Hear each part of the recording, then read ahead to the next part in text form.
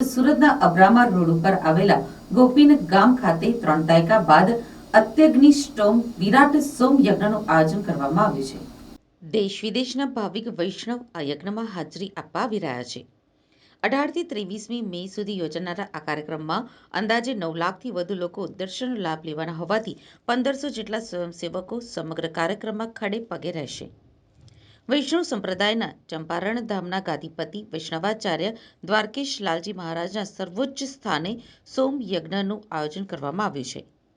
આ સમગ્ર કાર્યક્રમમાં મનોરથી કોલડિયા પરિવાર, પાંચાણી પરિવાર અને સવાણી પરિવાર છે. ત્યારે સમગ્ર કાર્યક્રમની શરૂઆતમાં 17મી મેએ શોભાયાત્રા નીકળશે. સોમ યજ્ઞ દરમિયાન દરરોજ રાત્રે વિવિધ સાંસ્કૃતિક કાર્યક્રમોનું આયોજન પણ કરવામાં આવ્યું છે. જેમાં પુષ્ટિ માર્ગીય રાસ, શ્રીનાથજીની ઝાંખી, લોટી ઉત્સવ માળા પહેરામણીનું આયોજન કરવામાં આવ્યું છે.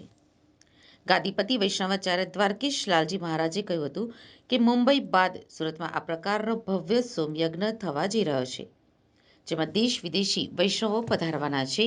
ત્યારે આ ધાર્મિક કાર્યક્રમમાં સામાજિક કાર્યોની પણ આલેખ જગાવવામાં આવશે, જેમાં રક્તદાન, મેડિકલ ચેકઅપ, નાડી વૈદ્ય તપાસ, વૃક્ષારોપણ, વ્યસન મુક્તિ અને ગૌ કૃષિ, ગ્રામ સંવર્ધન જેવા કાર્યક્રમો થશે.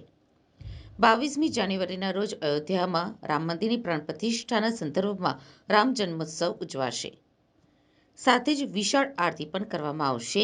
વિશ્વ શાંતિ અને જીવ માત્રના સુખ, સમૃદ્ધિ અને યશ સૌભાગ્યના હેતુથી આ સોમયજ્ઞ યોજાશે.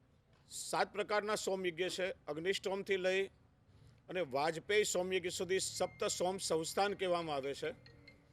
અને છેલ્લે બૃહસ્પતિ સોમ મહાયજ્ઞનું આયોજન થાય છે. ત્યારે એ પૂર્ણરૂપે એ સોમયજ્ઞની પૂર્ણાહુતિ કહેવાય છે. ભગવત કૃપાથી મારો પ્રથમ અગ્નિષ્ટોમ સોમયજ્ઞ ગયા વર્ષે જાન્યુઆરીમાં મુંબઈમાં સંપન્ન થયો અને આ બીજો અત્યગ્નિષ્ટોમ વિરાટ સોમયજ્ઞ અહીંયા સુરતમાં સંપન્ન થવા જઈ રહ્યો છે. આ સોમયજ્ઞ દ્વારા રાષ્ટ્રની ઉન્નતિ, વૈદિક સંસ્કૃતિનું રક્ષણ, સમાજનું ઉત્થાન, પર્યાવરણનું શુદ્ધિકરણ, પંચતત્વનું શુદ્ધિકરણ, આ સમગ્ર વસ્તુનો એની અંદર સમાવેશ કરવામાં આવે છે. ગીતાજીમાં ભગવાને સ્પષ્ટ કહ્યું છે, યજ્ઞાત ભવતી પર્જન્ય પર્જનાત અન્ય સંભવ. યજ્ઞથી જ વૃષ્ટિ થાય છે અને એનાથી જ સમગ્ર વિશ્વ માટે અન્ન ઉત્પન્ન થાય છે. આ યજ્ઞમાં જે ભૂત દ્રવ્ય ઇત્યાદિ વાપરવામાં આવે છે એ બધું જ બહુ વૈજ્ઞાનિક ક્રમ છે. આ યજ્ઞના ધુવાડાથી પર્યાવરણમાં રહેલા તમામ પ્રકારના રોગના વિષાણુઓ, જીવાણુઓ, બેક્ટેરિયાઓનો નાશ થાય છે અને માનવજાત માટે હિતકારક એક એવું પોઝિટિવ વાઇબ્રેશન બધાને મળે છે. યજ્ઞમાં આવનાર અનેક લોકોના અનુભવો લોકો અમને કહેતા હોય, અને અનુભવની વાત છે કે માણસ અત્યંત ડિપ્રેશનમાં હોય, ઘરમાં ક્લેશ, કજિયો, કંકાસ કરીને કંઈક ખોટા વિચાર મનમાંથી કરીને નીકળ્યો હોય અને અડધો કલાક યજ્ઞ મંડપમાં આવીને બેસે તો યજ્ઞશાળાના જેને વાઇબ્રેશન મળે એની આખી માનસિક નેગેટિવિટી દૂર થાય અને પોઝિટિવ વાઇબ્રેશન એને પ્રાપ્ત થાય છે.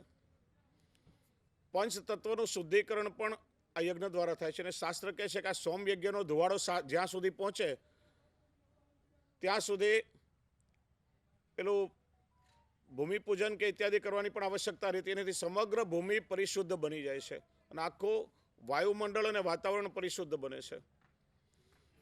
આ સોમયજ્ઞનું યજન, સોમયજ્ઞનું પૂજન, સોમયજ્ઞનું દર્શન અને સોમયજ્ઞની પ્રદક્ષિણાનું પણ અનંત ફળ કહેવામાં આવ્યું છે. અનેક રાજસૂય અને અશ્વમેઘ યજ્ઞ કરતાં પણ વિશેષ ફળ આ સોમયજ્ઞનું આપણા શાસ્ત્રોમાં બતાવ્યું છે.